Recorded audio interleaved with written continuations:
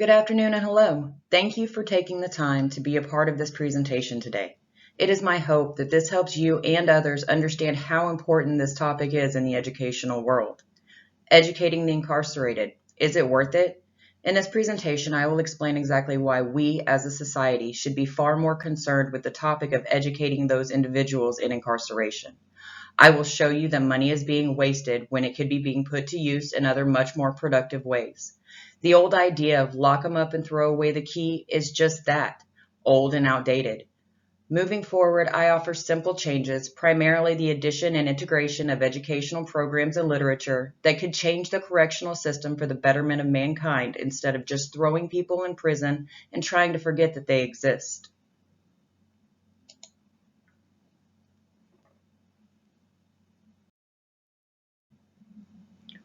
Why should the education of prisoners be vital, and what is the point of educating these individuals? Throughout the next few slides, I will be addressing both the pros and cons of educating the incarcerated, as well as statistics that will provide verifiable data that will reveal how badly our correctional system needs to address its lack of education, training, and reform. Does educating prisoners take away from those in free society? This is a common misconception that will be addressed here and hopefully further. I will go over more statistics and studies that prove that taxpayers can in fact save money by educating the incarcerated. What does education during incarceration have to do with socioeconomics and internal bias? Here's the hard truth. If you don't know the answer or you can't understand the question, you've led a privileged life. No judgment, just facts. Because it is one of those issues that most people can't understand because they've never experienced it for themselves. Finally, a question found while conducting research. It really hit home regarding educating the incarcerated. What kind of neighbors do we want to have? Do we want responsible, educated, kind neighbors? Or do we want our neighborhoods to be filled with uneducated, institutionalized individuals doing what they must to survive, often victims of socioeconomic status and racial bias? We all know that it matters whether they want to admit it or not. That's part of the issue that needs to be brought to light. Recidivism. What is recidivism and why should everybody know what this means? Recidivism simply means people being released from and then returning to incarceration during a certain time frame. Imagine a revolving door. One way is prison, the other is the free world. But like a door caught in a windstorm, it just keeps going around and around. Let us look at this from a different angle. Currently, there are 2.3 million people incarcerated in the United States. Of those 2.3 million incarcerated, 95 to 97% will be released into the free world at some point. Of that 95 to 97%, 44 will be rearrested and reincarcerated within 1 year of release, with that rising to 76% by 5 years post-release. Clearly, the United States correctional system is doing something wrong. Perhaps we should refocus on education, reform, and rehabilitation, and remember that the true purpose of incarceration is separation from society. Should we not try to help these individuals become better citizens? This video provides an eye-opening perspective of an educator within a prison system. It highlights her preconceived thoughts on what she thought her students would be versus the reality of the men that she grew to know. One thing that Ms. Facette said that really got my attention is when education is done well, it engages the imagination. Prisoners need the ability to imagine themselves after release from incarceration. They need to be able to imagine what their life can, will, should look like after they're released. Education during incarceration offers the ability for that imagination.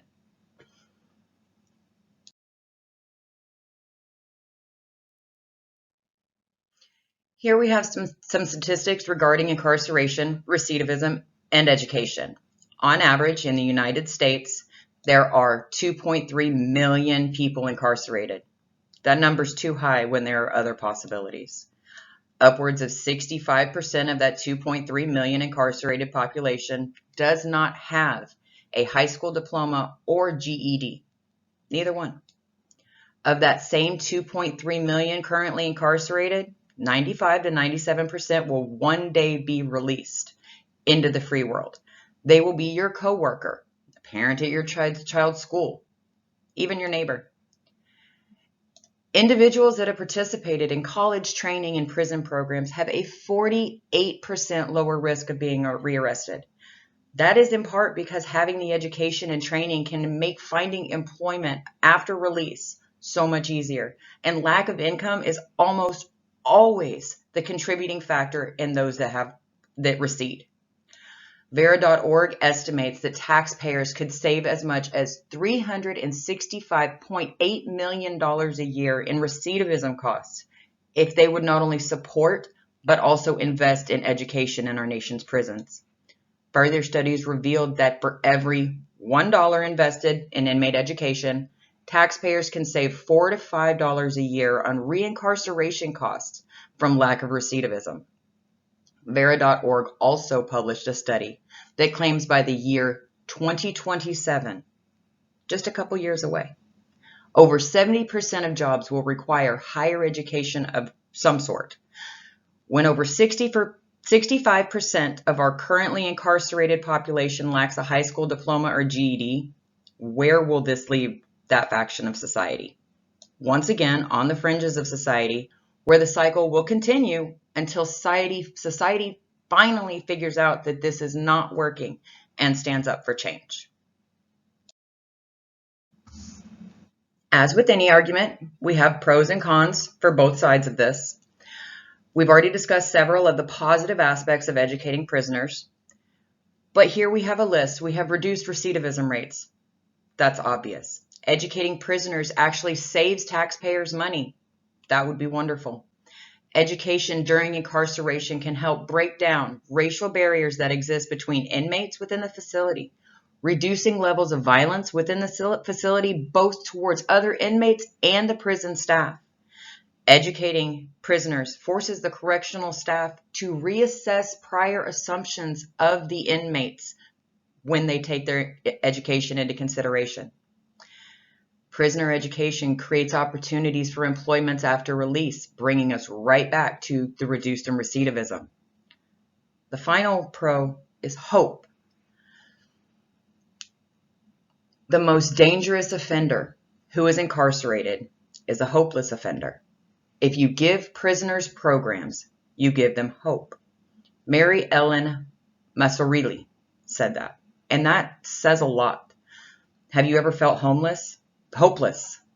Imagine that feeling being every day for the rest of your life. Then you can start to imagine what those people feel. There's already a lot of hopelessness in our society. Things are bad everywhere. We can do something here, and it's as simple as education. Now we come to the cons of educating our inmates. I feel like this is cons because a lot of times these issues are false or have been sensationalized by one or two stories in the media, and people want to generalize that to cover all inmates, and that just doesn't work. The first is that prisoners will not take their education seriously. Saying this is maddening. According to almost all reports, when given the opportunity to educate themselves, inmates hold on to the opportunity like a lifeline, because it is, in fact, a lifeline to their life after incarceration. The next con is prison education programs can put educators at risk. The exact same thing can be said of any educator in any school in America.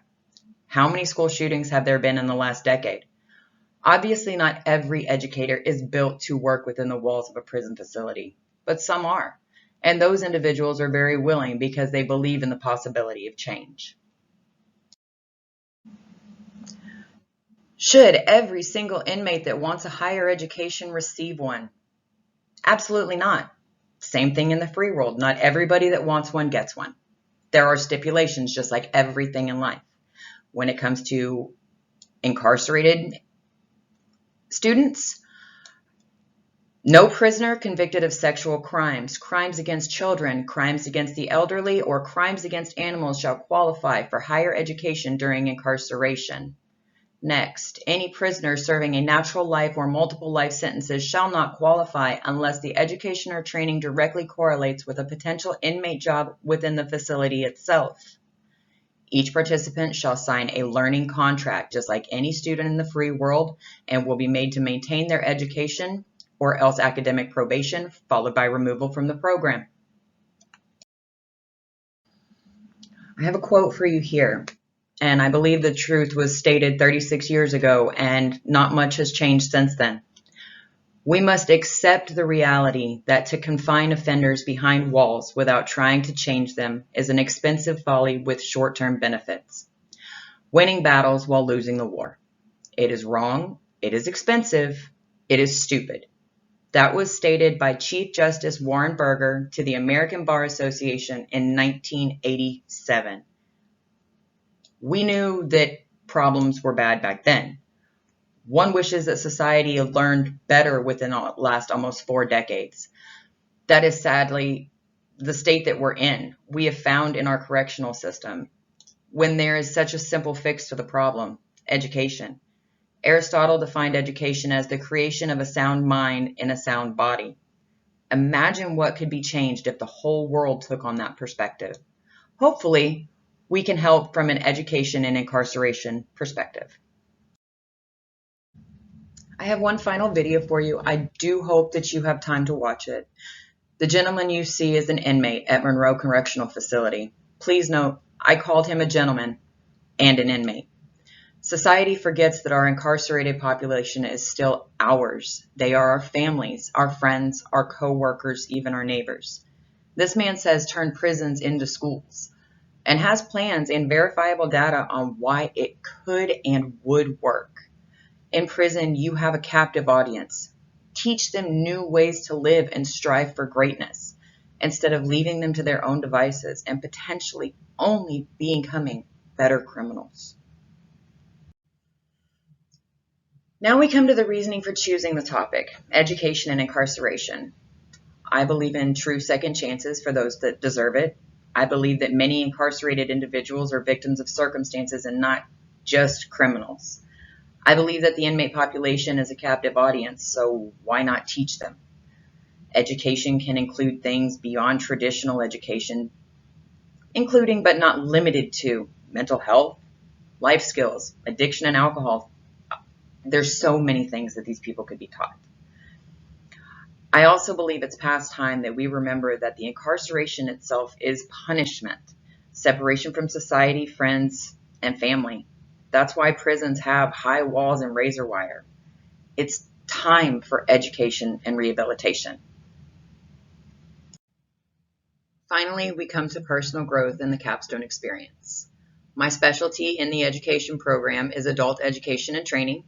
My bachelor's is in criminal justice with a specialty in case management and corrections. I truly believe in educating the incarcerated. The studies just show that it works. This entire program in capstone has opened my way of thinking as well as how I would approach potential educating opportunities, and I feel that I'm well prepared for what's next for me in my life. This program has also taught me various methods and ways of teaching different populations and people that learn differently. This program has taught me how to help them all achieve their goals while nobody gets left behind.